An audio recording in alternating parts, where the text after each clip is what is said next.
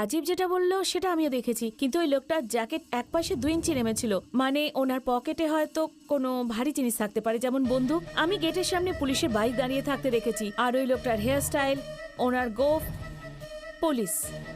উনি সিভিল ড্রেসে পুলিশের লোক, আপনার বন্ধু হয় আঙ্কেল, উনিও এই গেমে খেলছেন।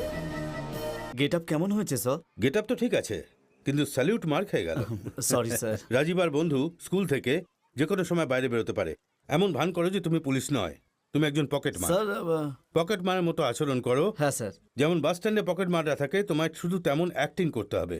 দেখা যাক ওরা দুজন ক্রাইম করার আগে তোমায় আটকাতে পারে কিনা। বাচ্চারা এটা কিভাবে করবে নো, স্যার? তুমি ওদের আন্ডার এস্টিমেট করো না, আমি ওদের ট্রেনিং দিয়েছি। স্যার রাজীব একজন ব্রাইট স্টুডেন্ট, ও ডাক্তার বা আইটি ইঞ্জিনিয়ার হতে পারে। এই বয়সে কঠিন ট্রেনিং দেওয়ার কি দরকার স্যার? কেন? বুদ্ধিমান বাচ্চাদের শুধু ডাক্তার আর ইঞ্জিনিয়ার হওয়া উচিত? ক্রিমিনালরাও তো দিনে দিনে বুদ্ধিমান হয়ে উঠছে, ওদের ধরার জন্য আমাদের ডিপার্টমেন্টে বুদ্ধিমান লোকের দরকার।